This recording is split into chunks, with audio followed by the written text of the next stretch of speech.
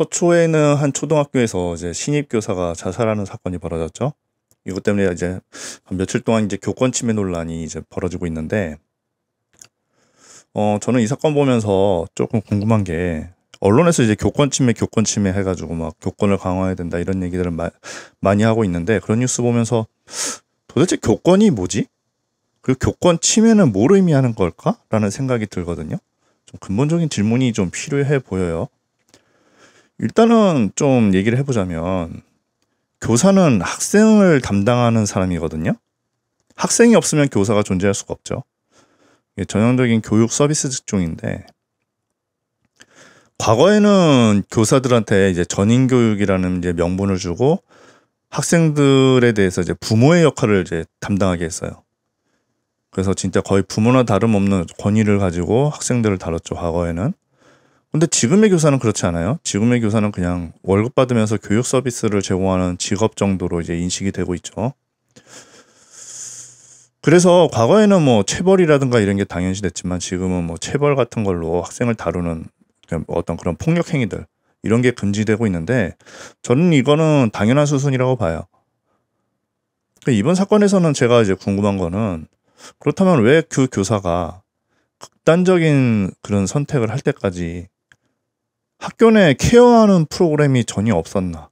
이게 제가 궁금한 부분이거든요.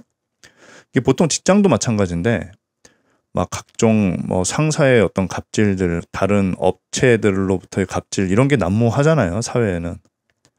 그런 갑질이 난무하는 사회에서도 나름대로 케어하는 장치들이 있거든요. 이게 이제 그 사람들의 어떤 스트레스나 이런 걸 완충해주고 그러기 마련인데, 물론 그게 잘 안 되는 회사들도 있어요.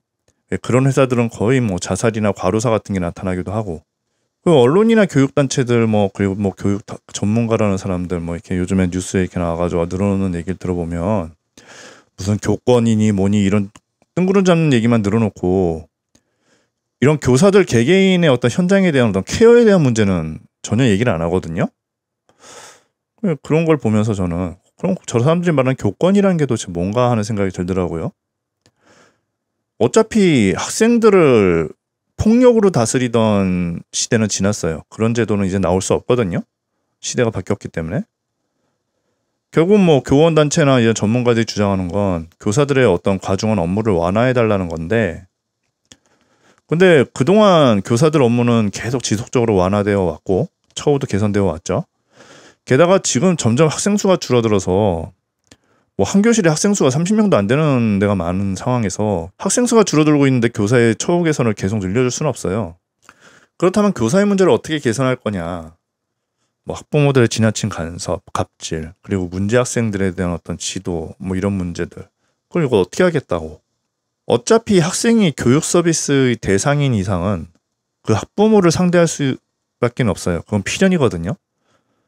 사설 학원에서도 학부모 상대하고 학생들 지도하는 건 큰 문제거리 중 하나예요. 학교에서만 그런 게 아니거든요. 자기가 알아서 할 일하는 그런 학생, 모범적인 학생은 애초에 교사도 필요가 없어요. 교사 없어도 알아서 다 하기 때문에. 교사의 필요성이 제기되는 영역은 문제를 일으키는 학생들이거든요. 학부모들이 교사들한테 기대하는 부분도 분명히 거기에 있는 거고. 근데 이거를 뭐 외면하겠다, 교사가? 그게 교권 강화인가요? 이번 사건의 핵심은 교사의 처우가 지나치게 열악해서 벌어진 일이라기보다는 교사들의 능력이 현재 학생들을 제대로 다룰 정도로 전문적이지 못해서 벌어진 일로 저는 보여요. 물론 학부모나 학생들의 문제가 없다는 얘기는 아닌데, 문제는 그런 문제들을 다룰 능력이 교사들에게 없다는 거죠. 그리고 그걸 교사들 스스로 직시했으면 이제 그때부터 이제 일을 해결하기 위한 어떤 고민이나 여러 가지 문제 제기들이 필요한 건데, 이런 게 전혀 이루어지지 않고 그냥 무작정 교권 강화 이 얘기만 하고 있단 말이에요. 뭐 교사들은 아무 문제가 없고 피해자이며 가해자는 학부모와 학생이다. 이런 인식으로는 이 문제 해결 못해요, 제가 보기에는. 뭐 정교조 같은 교원단체들 주장대로 교사 수를 막 2배로 늘리고 업무는 더 줄이고 지나친 간섭을 하는 학부모를 법적으로 대처하고 이렇게 하면 이게 해결될까요? 교사는 결국 학생을 담당하는 직업이에요. 아까도 얘기했지만 알아서 잘하는 학생은 교사가 필요 없어요. 교사의 필요성은 바로 문제를 일으키는 학생이 존재할 때 발생하는 거거든요. 그럼 이걸 다루는 방안에 대해서 직접적인 고민을 해야 되는데 무슨 교사 처우, 교권 강화 이런 얘기를 하면서 오히려 그 문제를 회피하겠다는 거는 결국 부차적인 문제에 집중한다는 얘기예요. 이런 게 뭐 교권 강화, 뭐 교사 처우 개선, 전교조 같은 단체의 취향에는 그게 맞겠죠. 그런데 문제의 본질을 해결하는 데는 아무런 도움이 안 돼요. 이거는 마치 눈앞에서 도둑을 못 잡는 경찰의 문제를 해결하겠다고 경찰 업무량 줄이고 정원 늘리겠다는 소리나 똑같은 거거든요. 경찰이 도둑을 못 잡으면 체력을 키우고 각종 기술 익혀가지고 훈련을 늘려가지고 도둑을 잡도록 만들어야지. 눈앞에 있는 도둑도 놓치는 무능력한 경찰을 숫자만 늘린다고 이게 해결이 되나요? 교권도 마찬가지거든요.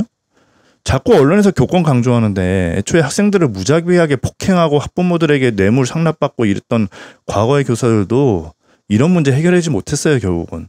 열심히 그냥 몽둥이를 패가지고 그때그때 그냥 잠재우기만 했던 거지 문제를 해결한 게 아니거든요. 교사의 무능함은 예나 지금이나 달라진 게 없어요. 왜냐하면 이 문제를 정면에서 다뤄본 적이 없으니까. 문제 학생에 대한 지도 감독 어떻게 해야 하냐. 그리고 그걸 다루는 교사들 스스로의 스트레스 문제는 어떻게 케어하냐. 이런 걸 교사들 간의 어떤 커뮤니케이션이나 각종 컨센서스를 이제 공유했는지 저는 의문이거든요. 이런 게 있었는지. 교사도 마찬가지고 사회생활에서 초년생들이 가장 힘들고 중요한 게 뭐냐면 일을 잘 배우는 거예요. 직장 처음 들어가가지고 신입으로 처음 들어가서 사수를 누구를 만나느냐에 따라 일을 배우는 속도라든가 앞으로 그 일을 해나가는 어떤 동력을 얻는 차이가 굉장히 심하거든요. 성실하고 제대로 된 사수를 만나면 일을 좀 제대로 배우고 그 직종에 잘 자리를 잡기 마련인데 불성실하고 불량한 사수 만나면은 그냥 안 좋은 것만 배우고 그 직종에 대한 어떤 직업윤리나 개념이 자리 잡지도 못해요.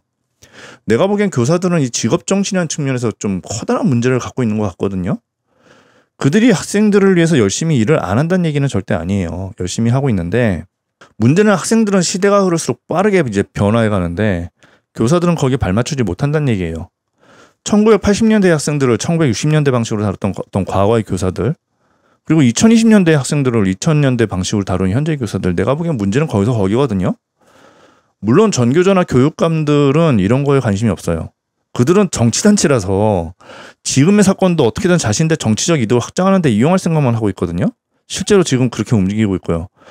서울에 있는 학교에서 사고가 터졌는데 서울시 교육감에 대한 항의나 책임지라는 소리가 하나도 안 나오고 있어요. 근데 만약에 현재의 교육감이 보수 교육감이었다면 저렇게 조용했을까요? 이 사건을 이렇게 정치적 잣대로 접근하니까 일이 당연히 해결이 안 되죠. 이 문제는 교권을 강화한다고 해결될 문제가 애초에 아니에요. 특히 직접적 당사자인 어떤 교사들, 교원단체, 전교조, 그리고 교육감 등등 애초에 이 문제를 다뤘어야 되는 사람들이 그걸 다룰 능력과 의지가 없거든요.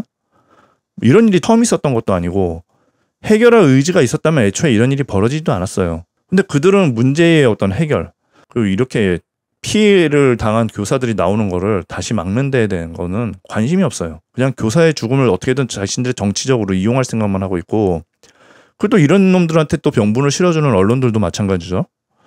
학생이 문제를 일으키는 건 하루 이틀의 문제가 아니에요. 항상 있거든요. 그리고 여기에 대해서 학부모들이 갑질하는 것도 문제기는 한데 결국 이 문제는 도구를 다루는 기술자가 그 도구를 다루는 기술이 부족해서 생기는 문제지 기술자의 어떤 뭐 권리가 뭐 약해서 뭐 그 처우가 약해서 생기는 문제가 아니에요. 그건 부차적인 문제고 결국 이런 부분에서 교사들 스스로 이 문제에 접근해가지고 개선해야 될 부분을 개선해 나가야 되는데 나는 아무런 문제가 없고 피해자인데 학생이 문제야 학부모가 문제야. 그럼 이러면 제2, 제3의 자살자가 계속 늘어날 뿐이에요. 아니 문제 없는 학생들이 어떻게 있을 수가 있어요. 다 문제가 있을 수밖에 없지.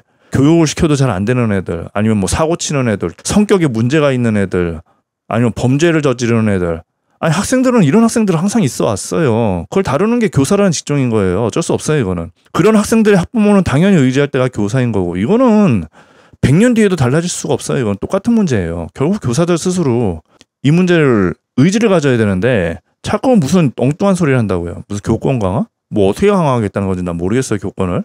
교권이 아니라 교사의 기술을 강화해야죠.